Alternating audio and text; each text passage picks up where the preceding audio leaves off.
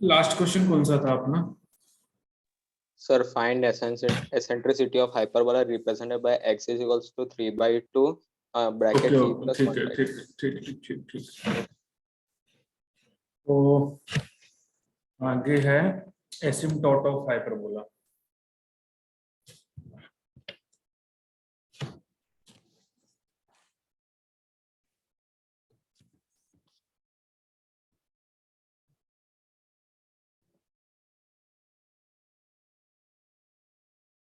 आगे लिख लीजिए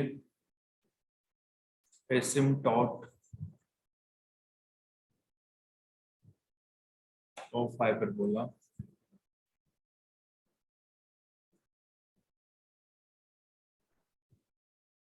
ठीक है। एसिम्पटोट ऑफ हाइपरबोला क्या होता है? एसिम्पटोट ऑफ ए कर्व, कोई भी कर्व हो, is tangent to the curve which touches at infinity, which seems to touch at infinity, which seems to touch at infinity.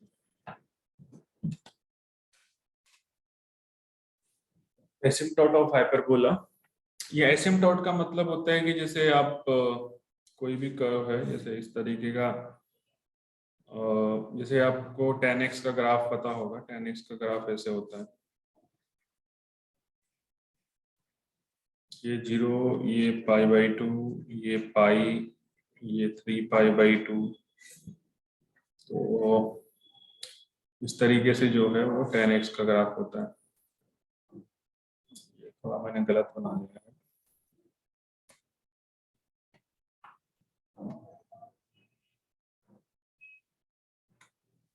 π/2 पे वो इन्फिनिटी की तरफ जाता है। tan π/2 क्या होता है? नॉट डिफाइंड होता है ना। तो ये जो लाइन है x इज इक्वल टू π/2, ये y is equal to tan x का ग्राफ हो गया। अब ऐसा लगता है कि ये लाइन इसको इन्फिनिटी पे जाके मीट करेगी या इसको टच करेगी, तो ये लाइन इसकी एसिम्पटोट हो सकती है। कोई भी कर्व होता है, जैसे मान लीजिए कि ये कर्व है, इस पे कोई टेंजेंट ऐसा लग रहा है कि ये भी टच नहीं कर रही लेकिन इन्फिनिटी पे जाके टच करेगी। ये कर्व है, इस पे कोई टेंजेंट यदि इन्फिनिटी पे जाके टच कर रही है, ऐसा लग रहा है कि ये इन्फिनिटी पे जाके टच कर जाएगी, तो उसको हम एसिम्पटोट बोलेंगे। समझ में आ गया एसिम्पटोट कौन सी लाइन होती है? Yes sir. एसिम्पटोट कोई भी कर्व हो, जरूरी नहीं कि हाइपरबोला ही हो, कोई भी कर्व पे कोई लाइन ऐसा लग रहा है कि ये टच नहीं कर रही बट आगे जाके टच करेगी, क्योंकि ये गैप कम होता जा रहा है, तो इसलिए आगे जा करके ये हो सकता है कि टच कर जाए। तो इस लाइन को हम उस कर्व की एसिम्पटोट बोलते हैं। क्लियर? तो asymptote of a curve is tangent, वो टेंजेंट ही होती है बट वो एक्चुअल में टच नहीं करती, ऐसा लगता है कि इन्फिनिटी पे जाके टच करेगी। तो हाइपरबोला के जो एसिम्पटोट होते हैं, जैसे एक हाइपरबोला है,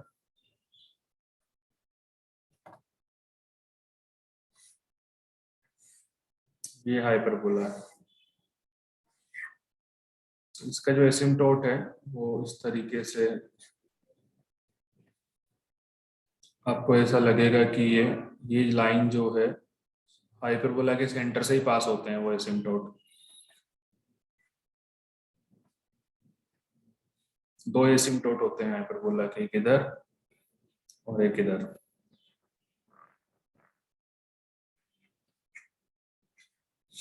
ये ऐसा लगेगा कि इन्फिनिटी पे जाके मीट करेंगे, क्योंकि ये डिस्टेंस है वो कम होती जाएगी। हाइपरबोला ऐसे जाएगा, ये लाइन भी इसके साथ साथ।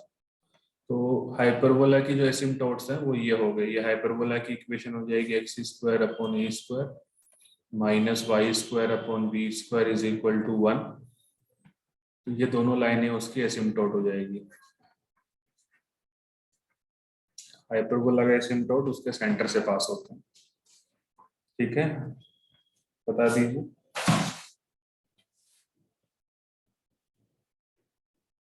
यहाँ तक क्लियर है?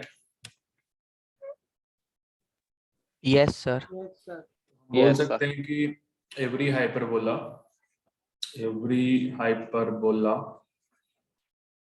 Has a pair of asymptotes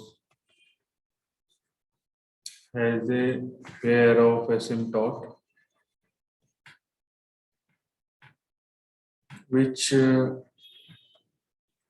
passes through its center, जो कि हाइपरबोला के सेंटर से ही पास होती है, जो कि आपको यहाँ पे दिख रहा होगा।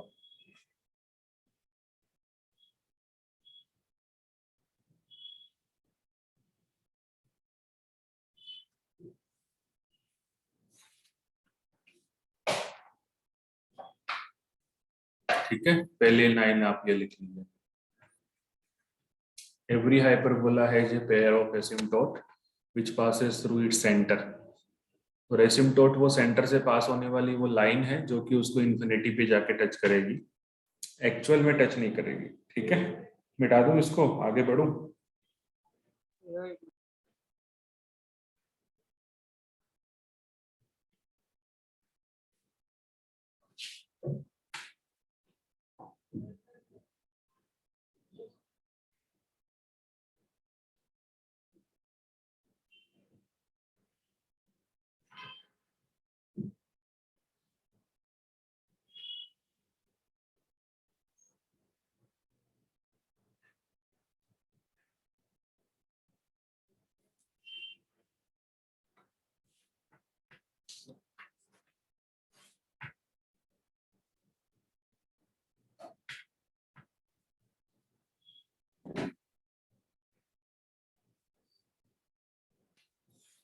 हाँ भाई, आगे बढ़े क्या? Yes sir. पॉइंट नंबर 1 लिख लिया सबने? पॉइंट नंबर 2 है equation of asymptote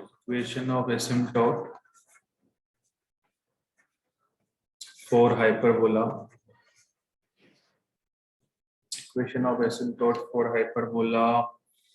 x square upon a square minus y square upon b square is equal to 1 will be y is equal to plus minus b by ax,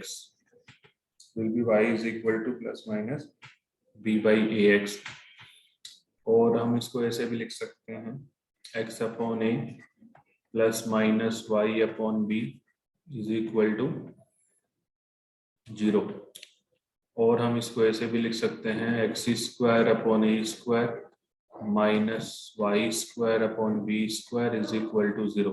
इन सबसे आपको यही line मिलेगी, दो asymptote हो जाएंगे। यहां से ये ला सकते हो और यहां से ये ला सकते हो, ये दो इक्वेशन है, इनको मल्टीप्लाई कर देंगे तो ये आ जाएगा। समझ रहे हो बात को? एक्स अपॉन ए प्लस वाई अपॉन बी है, दूसरी एक्स अपॉन ए माइनस वाई अपॉन बी है, तो मल्टीप्लाई करोगे तो ये आ जाएगी। यहाँ से भी दो इक्वेशन आ जाएगी यदि आप फॉर्मूला लगाएंगे, ए स्क्वायर माइनस बी स्क्वायर वाला फॉर्मूला लगाएंगे तो यहाँ से भी आ जाएगी। देखो यहाँ पे अपन फॉर्मूला लगाएंगे एक्स अपॉन ए माइनस वाई अपॉन बी, ए माइनस बी, ए प्लस बी, तो एक ये वाली इक्वेशन हो गई, एक ये वाली हो गई, कोई भी एक ले लीजिए, इससे वो आप निकाल सकते हैं। इसको सोल्व करेंगे तो y upon b is equal to minus x upon a, तो y इज इक्वल टू हो जाएगी minus b by a x, दूसरी यहां से आ जाएगी। क्लियर है?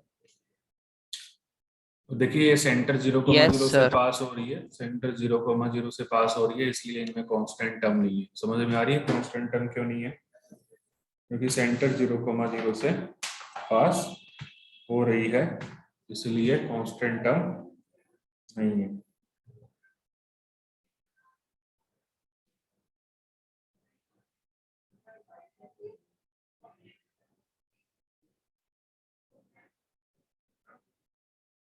समझ गए?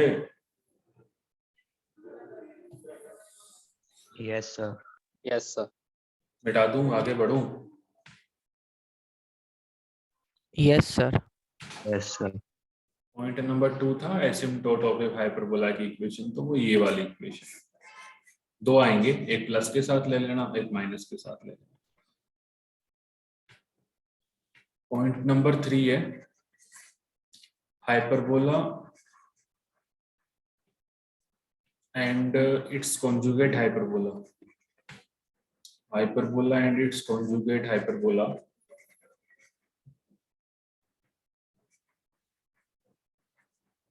Hyperbola and its conjugate hyperbola has same asymptotes. Asymptote की इक्वेशन दोनों की सेम ही है।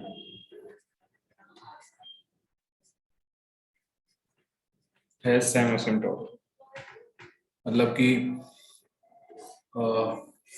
ये हाइपरबोला एक कैसा है,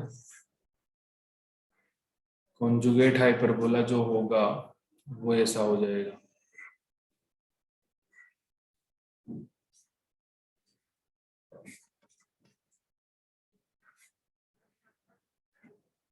तो इन दोनों के जो एसिम्टोट्स हैं वो सेम एसिम्टोट्स ही दोनों के हो जाएंगे। सेम एसिम्टोट्स ही जो हैं वो दोनों लोग शेयर कर लेंगे। तो hyperbola and it's conjugate hyperbola have same set of asymptotes. Clear है बात? Yes, sir. Yes, sir.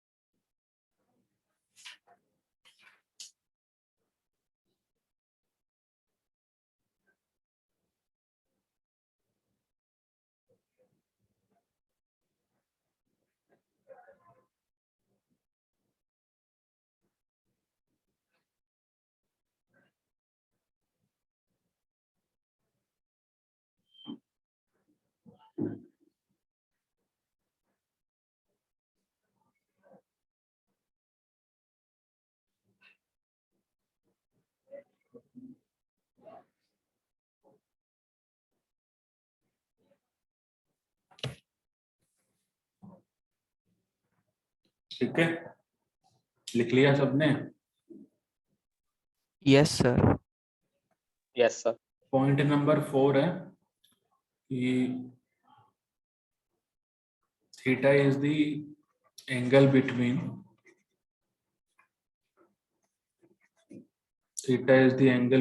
the asymptotes of a hyperbola. तो थीटा की वैल्यू हो जाएगी twice of tan inverse b/a। ये ध्यान रखना आप, मतलब एसिम्टोट्स के बीच में एंगल, जैसे कि ये हाइपरबोला है और इसके जो एसिम्टोट्स के बीच में जो एंगल है थीटा, ये एसिम्टोट्स हो जाएंगी वो टेंजेंट जो कि इन्फिनिटी पे टच करेगी, उसको एसिम्टोट बोलते हैं। तो इन एसिम्टोट्स के बीच में जो एंगल है that angle is twice of tan inverse b/a। Theta वो एंगल है twice of tan inverse b/a।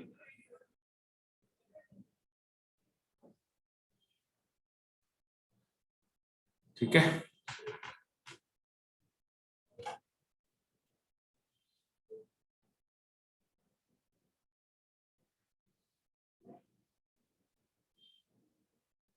Theta is the angle between the asymptotes of hyperbola. तो दैट थीटा की जो वैल्यू है वो है twice of tan inverse b/a।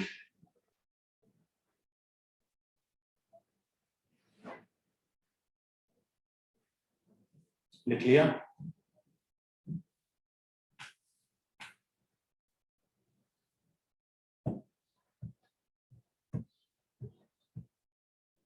लिख लिया क्या? Yes, sir. नेक्स्ट क्वेश्चन है, एक क्वेश्चन है, if theta is angle between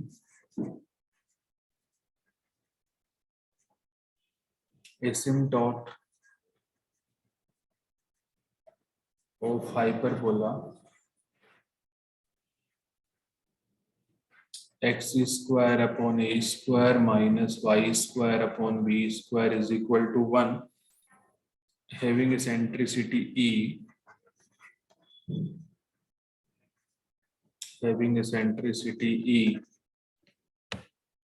find sec theta by 2. sec theta by 2 की वैल्यू फाइंड करें.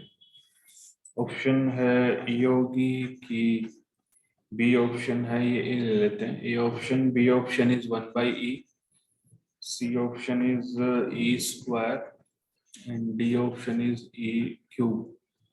Theta is the angle between the asymptote of hyperbola having eccentricity e. तो sec theta by 2 की value eccentricity की form में बताइए.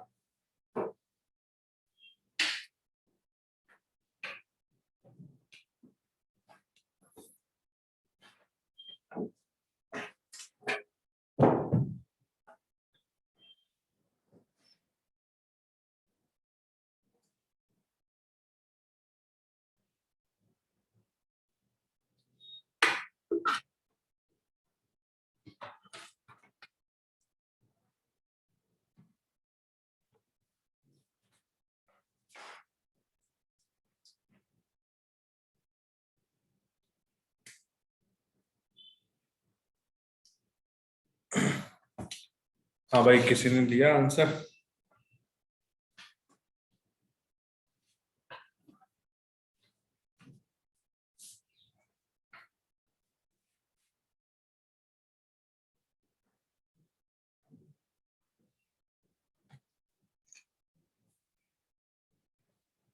क्या होगा answer?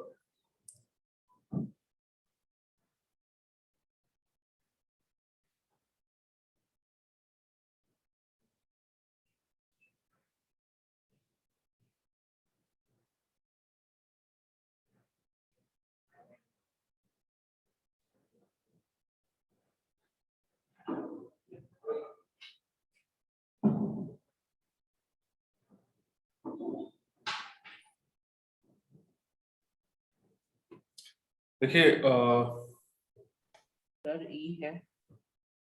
देख लेते हैं. थीटा वैसे होता क्या है? थीटा होता है twice of tan inverse b by a. तो थीटा बाई 2 हो जाएगा tan inverse b by a. tan theta by 2 क्या हो जाएगा? tan theta by 2 will be b by a. Clear? tan inverse है तो tan ले लिया, दोनों तरफ tan लेंगे तो tan इनवर्स से tan कैंसिल हो जाएगा, या फिर tan इनवर्स को आप इधर ले आइए तो tan theta by 2 is equal to b by a. ये क्लियर है क्या? यस. स्क्वायरिंग कर दो क्योंकि हमें sec थीटा बाई 2 चाहिए. तो sec square theta 1 plus tan square theta होता है ना. तो Yes.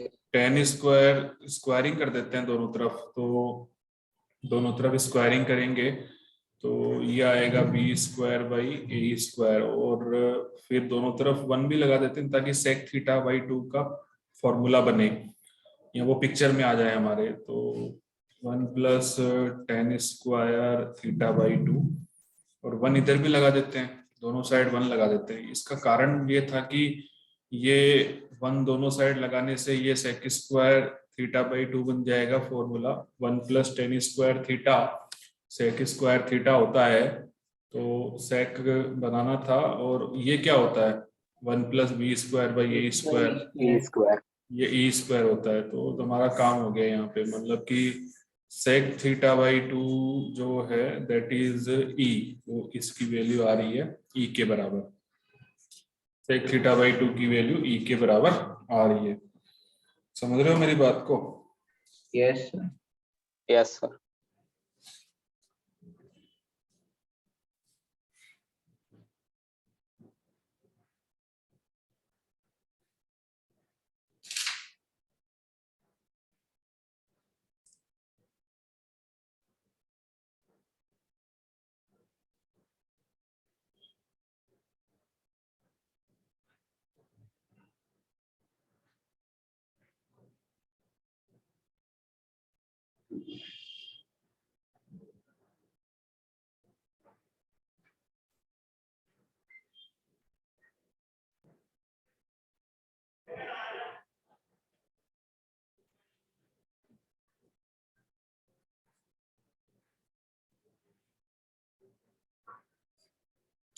आगे बढ़ूं? ये वाला क्वेश्चन समझ में आ गया हो तो Yes, sir. Yes, sir. तो आगे है rectangular hyperbola.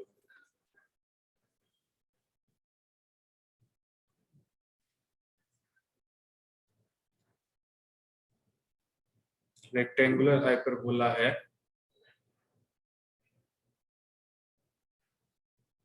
if asymptote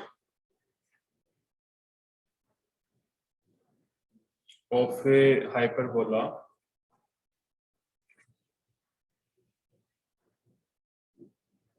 are perpendicular,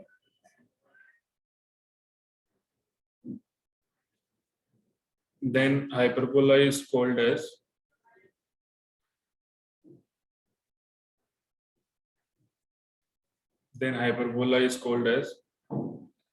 rectangular hyperbola।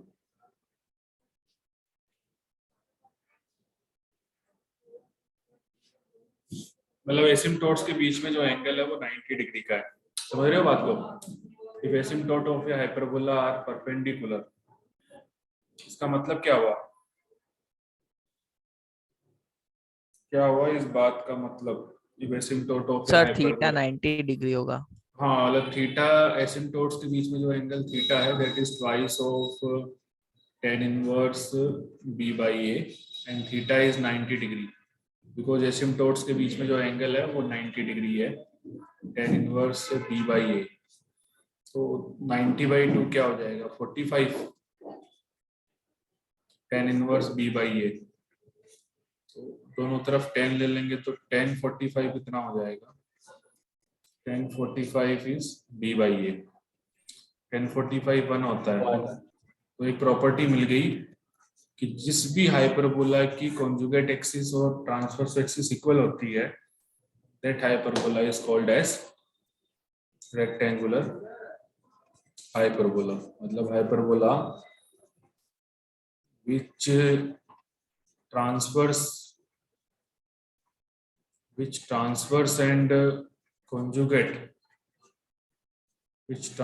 and conjugate axes are equal,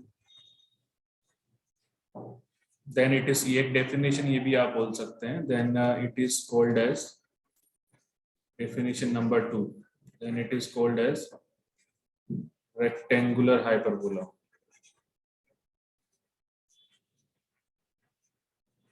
यदि कोई भी हाइपरबोला की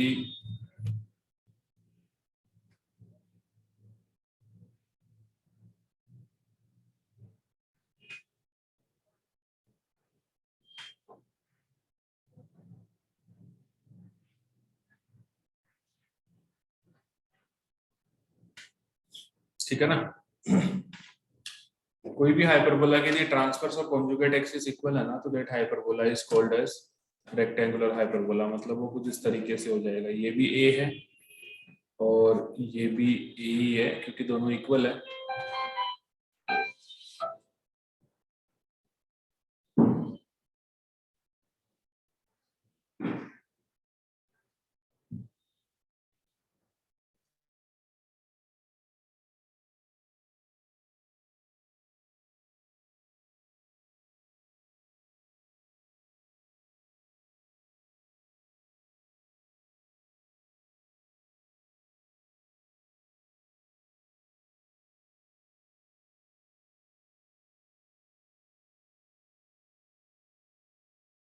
बोला होता है वो दिख रहा है आपको? हाइपरबोला दिख रहा है? X square upon a square minus y square upon a square, because a is equal to b हो जाएगा ना रेक्टेंगुलर हाइपरबोला में। A is equal to b हो जाएगा रेक्टेंगुलर हाइपरबोला में। यदि मेरा मीटिंग चला जाए तो आप वापस ज्वाइन कर लेना, क्योंकि मैं इसको खत्म करा दूंगा आज, फिर हम कल से जो है वो प्रोबेबिलिटी चालू कर लेंगे।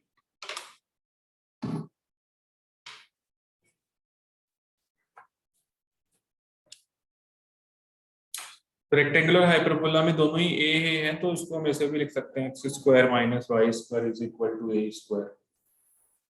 समझ में आ रही है बात? Yes sir. Yes, बता sir. दूं आगे बढ़े? Yes. आगे बढ़े क्या? लिख लिया हो तो आगे बढ़े। Yes. देखिए रेक्टेंगुलर हाइपरबोला जो है, रेक्टेंगुलर हाइपरबोला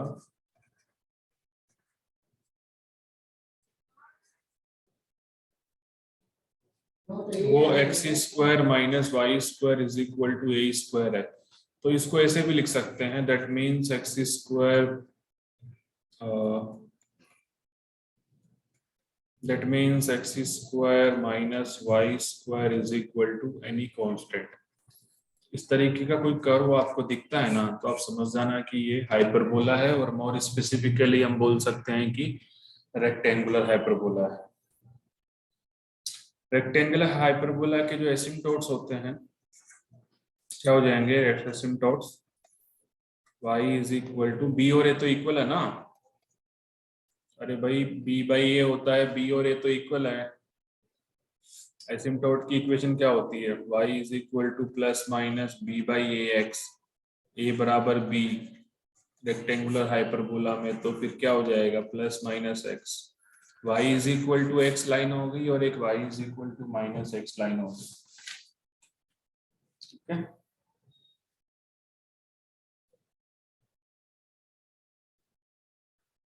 तो रेक्टेंगुलर हाइपरबोला कुछ ऐसा, मतलब इसकी जो एसिम्पटोट्स होंगी वो y is equal to x line और y is equal to minus x line, ऐसे मतलब थोड़ा बनाना डिफिकल्ट है, बट आप समझ जाना कि y is equal to x ये है, y is equal to minus x ये है, that is the rectangular hyperbola. Clear? Yes, sir. Yes sir.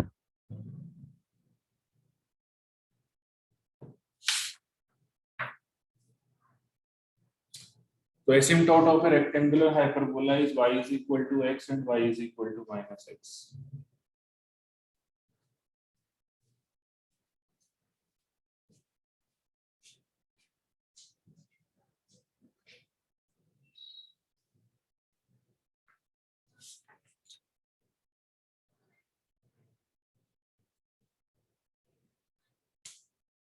ठीक है, ज्वाइन कर लेना वापस यदि लेक्चर चला जाए तो। दूसरा रेक्टेंगुलर हाइपरबोला टाइप 2 है। रेक्टेंगुलर हाइपरबोला टाइप 2 है ना। दूसरी टाइप का जो रेक्टेंगुलर हाइपरबोला है उस वो कुछ ऐसा होता है कि इस तरीके का आपने कभी देखा हो, देखा है ऐसा?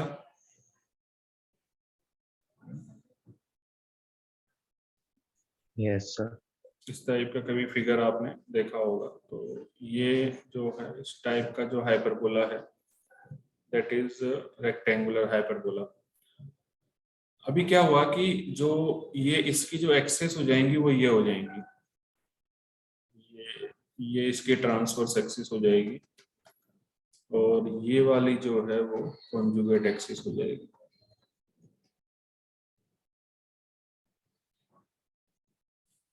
तो ये हो जाएगी ट्रांसवर्स एक्सिस,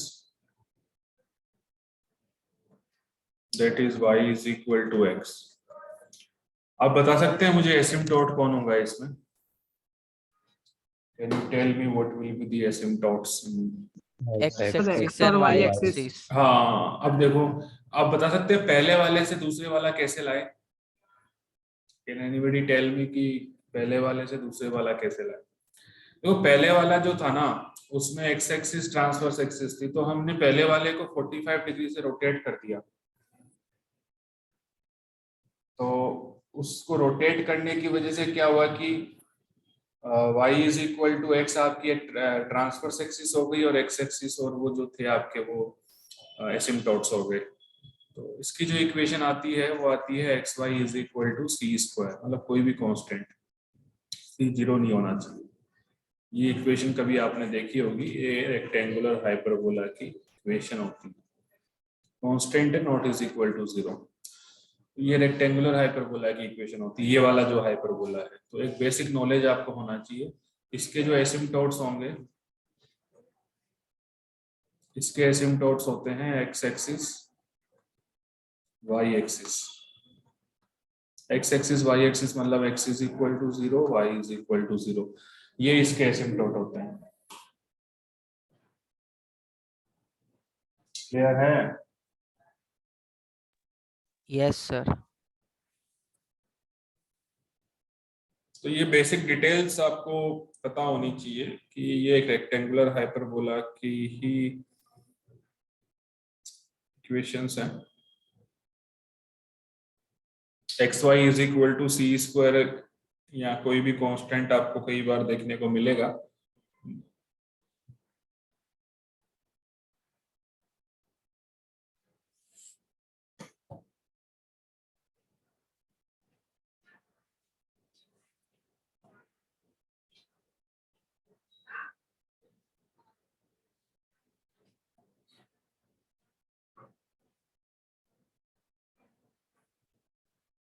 कोई मुझे सेंट्रिसिटी बता सकता है रेक्टेंगुलर हाइपरबोला की? What is the centricity of rectangular hyperbola? 1. अरे भाई, सेंट्रिसिटी का फॉर्मूला क्या होता है? √2. √2. √2। Very good, very good. तो ये मिटा दूं क्या? Yes. ये वाला मिटा Yes, दूं? sir. इसेंट्रिसिटी ये लिख लिया हो, डायग्राम बनाना बहुत इंपॉर्टेंट है, ये लिख लिया हो तो हम आगे बढ़े।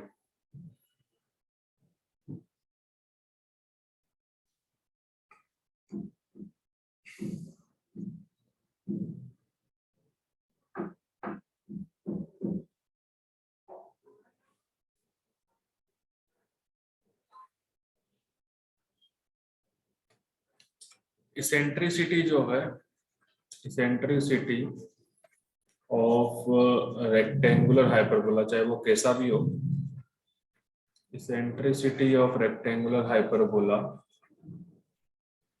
Are always constant and equal to कितना? √2. √2, क्योंकि इसेंट्रिसिटी होती है √1 + b² बाई a²। b बराबर a है, तो b बराबर a है तो ये कैंसिल हो जाएगा, तो यहाँ 1 आएगा। तो eccentricity of rectangular hyperbola is always constant and that is equal to √2। Lecture यदि चला जाए तो आप वापस ज्वाइन कर लेना, मैं इसको खत्म करा दूंगा।